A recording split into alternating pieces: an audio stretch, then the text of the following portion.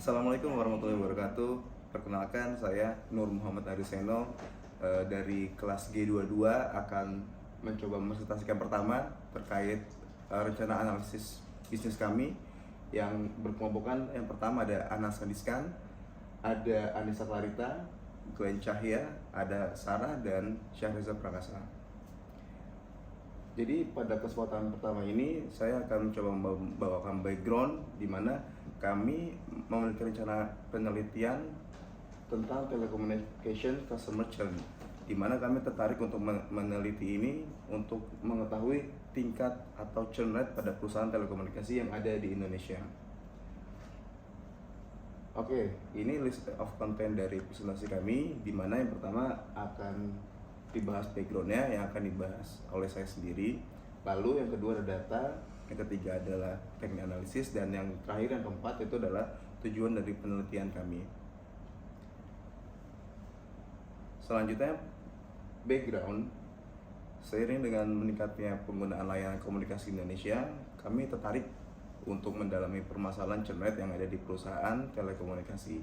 Terdapat beberapa faktor penyebab yang dimungkinkan, antara lain adalah perusahaan lain dapat melakukan harga yang lebih murah, layanan internet yang lebih baik, dan lain-lain. Tingginya churn rate ini pastinya akan merugikan suatu perusahaan karena akan berpengaruh terhadap profit dan pertumbuhan perusahaan. Dalam penelitian kami, harapannya hasil penelitian ini dapat digunakan perusahaan untuk memitigasi agar customer lama itu bisa tetap loyal dan tidak pindah ke perusahaan lainnya. Oke, selanjutnya kita akan beralih ke research questions, di mana research questions ini akan memfokuskan pertanyaan-pertanyaan untuk membantu perusahaan kami mengambil keputusan terkait retensi pelanggan.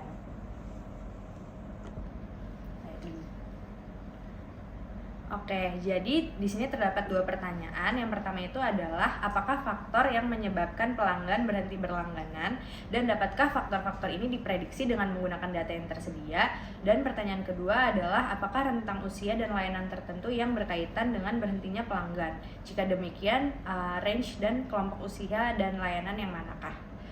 Dengan mengatasi pertanyaan-pertanyaan ini, kita dapat mengidentifikasi faktor penyebab berhentinya pelanggan dan mengembangkan strategi yang tepat untuk ditargetkan untuk kelompok tertentu dalam meningkatkan retensi pelanggan. Ya, saya Syahriza Prakasa Nasution. Saya akan menjelaskan terkait dengan data-data apa saja yang dibutuhkan dalam melakukan penelitian kali ini. Yang pertama itu ada data customer profile, di mana di dalamnya terdapat gender, usia, senior, customer ID, partner, senior, dependent, dan kontrak. Selanjutnya itu ada service apa aja yang digunakan, ada phone service, multiple line service, internet service, serta apakah dia melakukan meminjam modem atau tidak. Selanjutnya itu ada security dan backup, di mana di dalamnya ada online security, online backup, dan apakah si pelanggan mempunyai tech support. Selanjutnya itu ada streaming dan add-on service, service apa aja yang digunakan oleh pelanggan, apakah dia melakukan streaming TV atau streaming movies juga tambahan dalam pelayanan ini. Selanjutnya adalah metode pembayaran, di mana bagaimana customer melakukan pembayaran, serta bagaimana resip atau invoice yang didapatkan, apakah paperless ataukah tidak. Serta yang terakhir itu ada customer churn data, di mana customer churn itu merupakan data dari dependent variable. Ya, ini penjelasan terkait dengan data-data yang digunakan dalam penelitian kali ini. Yang pertama itu ada customer ID, di mana customer ID itu tidak digunakan dalam penggunaan analisis karena hanya menunjukkan identitas dari pelanggan. Selanjutnya itu ada gender dari customer, laki-laki atau perempuan. Senior citizen ini kategorinya di atas 65 tahun. Partner ini di mana apakah pelanggan mempunyai partner atau tidak. Dependent ini tanggungan yang dimiliki oleh pengguna. Terus tenor ini menunjukkan terkait dengan lama waktu penggunaan dari service telekomunikasi ini. Terus selanjutnya ada service yang digunakan seperti phone service, multiple line service, internet service, apakah menggunakan atau tidak. Terus selanjutnya itu ada security dan backup, di mana apakah pelanggan menggunakan security atau online backup sebagai pendukung. Terus selanjutnya itu ada RAN modem, apakah pelanggan meminjam modem atau tidak. Apakah pelanggan mempunyai tech support atau tidak. Terkait dengan layanan tambahan, apakah pelanggan menggunakan streaming TV atau streaming movies. terus kontrak atau jangka waktu jangka waktu kerjasama antara pelanggan dan provider. Di selanjutnya ada paperless billing, apakah customer menggunakan paperless billing sebagai invoice-nya. Payment method itu apakah metode pembayaran yang digunakan oleh pelanggan, apakah menggunakan bank transfer atau credit card dan lain-lain. Terus monthly charge itu biaya yang dikenakan kepada pelanggan. Terus selanjutnya ada total charge, itu total biaya yang diberikan kepada pelanggan. Yang terakhir itu adalah customer churn, di mana customer churn ini merupakan dependent variable dalam penelitian kali ini. Ya, nama saya Putra, saya akan lanjutkan untuk menjelaskan telecommunication customer churn mengenai metodologi yang akan kita pakai untuk penelitian ini. Jadi pertama ada telco churn dataset, dan di sana seperti data yang sudah dijelaskan oleh teman saya Reza. Lalu dari sana data yang kami akan melakukan exploratory data analysis, lalu misalnya baca atau boxplot atau heatmap untuk melihat seberapa besar pengaruh dari variabel yang ada terhadap telecommunication churn. Lalu kita lanjut ke prediction learning task, kira-kira dari data yang sebelum kita analisa atau olah, kira-kira apa saja yang mempengaruhi telecommunication churn. Lalu setelah itu dari data processing, bagaimana kita cleaning datanya agar data yang kita olah sudah bersih dan hasilnya lebih akurat. Setelah itu dari data kita akan melakukan pembagian ke data training dan data testing untuk dimasukkan ke dalam model. Dari model itu kita ada beberapa model yang akan kita pakai seperti logistic regression, lalu classification regression trees, dan decision trees. Jadi kita melihat model mana yang memiliki akurasi lebih baik. Kalau misalnya itu tidak baik, kami akan coba optimisasi parameter dari variabel-variabel yang ada agar menghasilkan akurasi yang lebih baik, sehingga kita bisa membuat kesimpulan yang lebih baik dan pengambil putusan juga membuat putusan lebih tepat. Ini seperti yang saya tadi jelaskan, ada final model. Lalu dari final model kita bisa prediksi mana yang membuat churn dan tidak churn dari customer.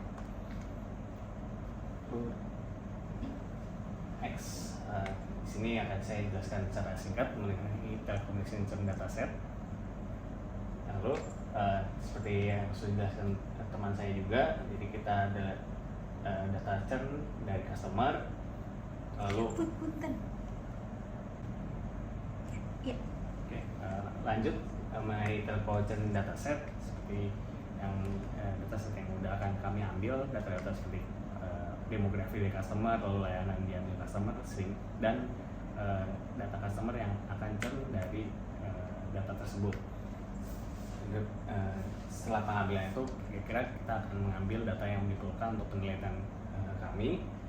Lalu setelah itu kami akan melakukan exploratory analysis yang ada di tahap selanjutnya.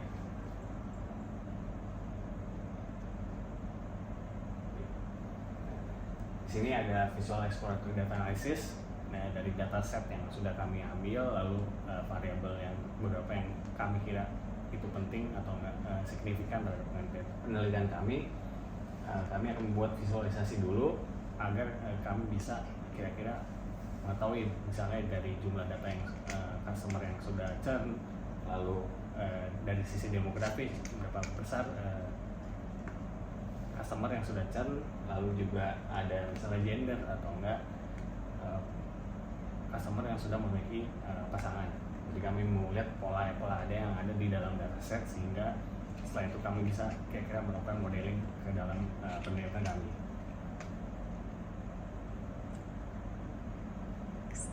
Sekian dari saya. Kemudian akan dilanjutkan oleh siapa ya? Bentar, ini ntar. Sekian dari saya, selanjutnya akan dijelaskan oleh rekan saya, oleh Lala. Terima kasih. Sebelum mengolah data lebih lanjut, kita harus memproses data tersebut. Nah, tahap pertama adalah data cleaning, di mana data cleaning ini bertujuan untuk membersihkan nilai data-data yang hilang, duplikat, ataupun outlier. Lalu yang kedua dilanjutkan dengan data transformation untuk membuat pengubahan bentuk data agar lebih mudah dipahami dan diproses. Contohnya dengan mengubah menjadi format numerical. Lalu yang ketiga adalah data scaling, di mana untuk mengubah skala variabel numerik agar ukurannya seimbang. Lalu tahap keempat adalah handling categorical variable. Tahap ini melibatkan penanganan terhadap variabel categorical atau nominal. Contohnya membuat variabel dummy untuk mempresentasikan kategori tertentu. Nah, selanjutnya yang kelima adalah dimensionality reduction. Tahap ini melibatkan untuk mengurangi dimensi atau jumlah variabel dalam dataset. Dan yang terakhir adalah handling multicollinearity, di mana tahap ini melibatkan penanganan terhadap hubungan linear yang kuat antara dua atau lebih variabel independen. Penanganan dapat dilakukan dengan teknik seperti pengurangan variabel yang saling berkorelasi. Baik, selanjutnya saya Glenn Cahyudi Ramadan. Saya akan menjelaskan terkait tentang Boxplot, di mana Boxplot merupakan tools yang digunakan untuk memvisualisasikan exploratory data analysis dalam penelitian kami.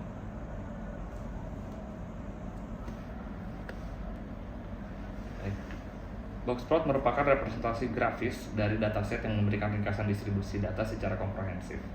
Jadi Boxplot ini merupakan tools yang sangat berguna ya untuk analisis data, statistik, dan visualisasi data untuk memperoleh wawasan mengenai karakteristik distribusi dari sebuah dataset. Di sini kita bisa melihat nilai median, kuartil, dan potensi-potensi data outliernya. Jika melihat dari Boxplot anatomi, di sini ada kotak dan garis, di mana kotak ini bisa merepresentasikan data yang paling kiri itu ada Q1 atau kuartil 1. Kemudian yang garis vertikal di tengah kotak ini disebut dengan nilai mediannya. Kemudian yang paling kanan ini adalah nilai persentilenya. Dengan panjang kotak itu disebut dengan interquartile range. Kemudian garisnya ini merupakan garis titik data terkecil dan terbesar dengan batasan 1,5 kali interquartile range-nya. Dengan titik-titik di kiri dan kanan itu merupakan potensi outliersnya.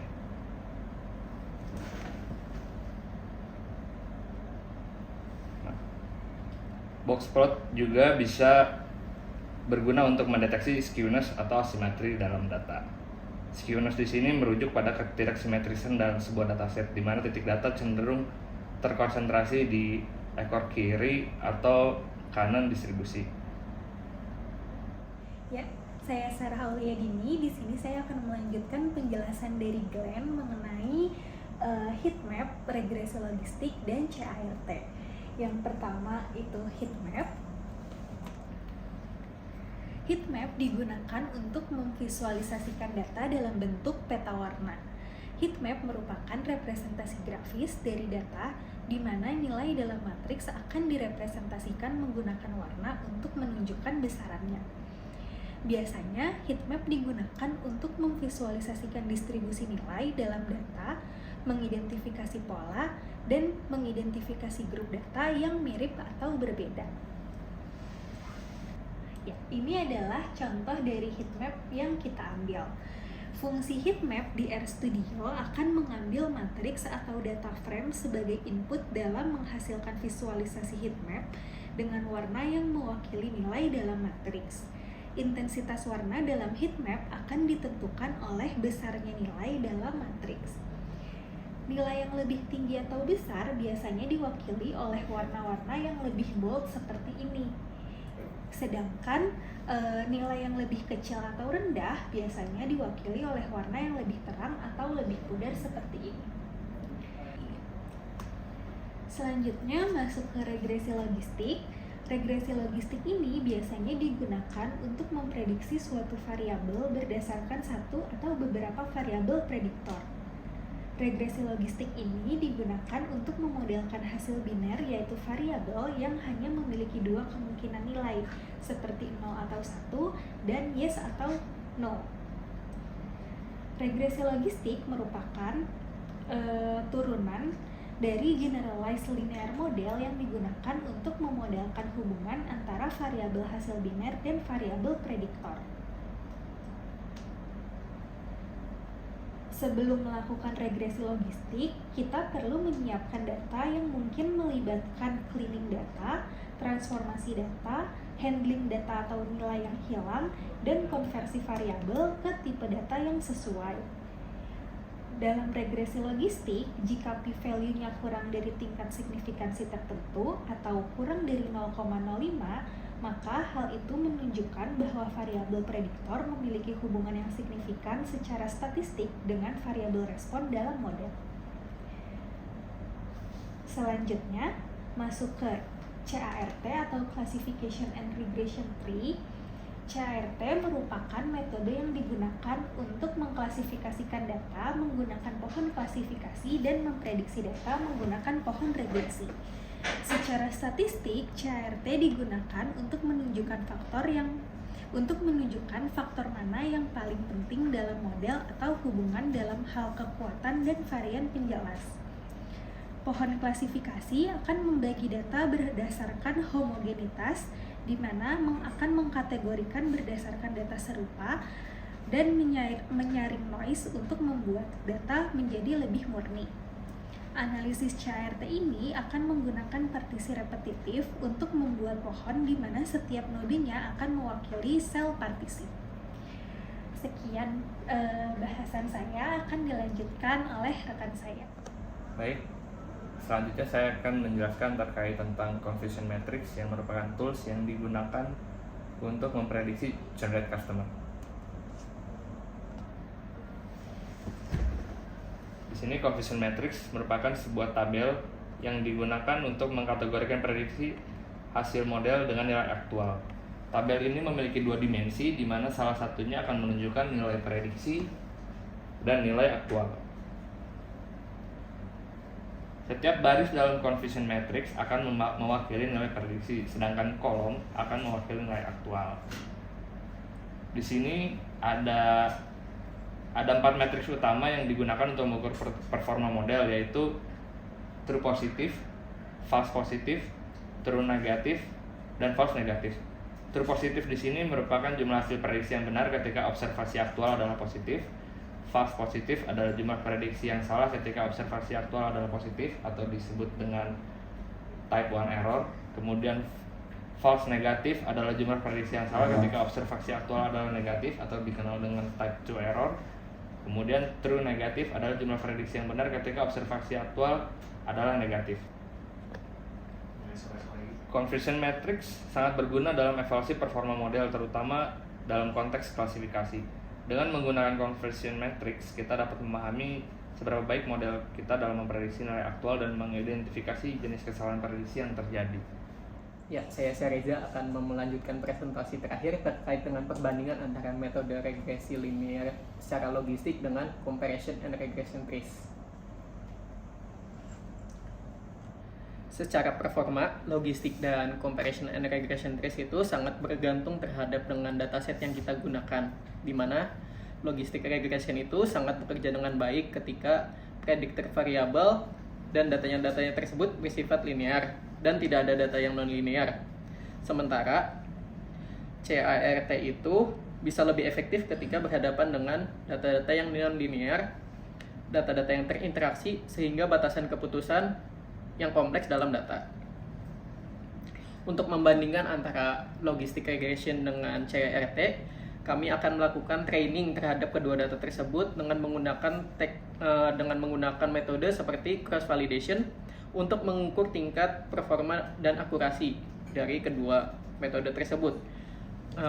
Penggunaan metodenya itu biasanya kita menggunakan ROC dan AUC, di mana AUC-ROC curve itu nanti akan menunjukkan terkait dengan true positive rate dan false positive rate, di mana hasil yang mendekati satu itu semakin baik dan hasil yang makin menjauhi satu, maka korelasi dari data tersebut semakin tidak baik. Ya, sekian presentasi dari kelompok kami. Apabila ada kekurangan kami mohon maaf. Wassalamualaikum warahmatullahi wabarakatuh.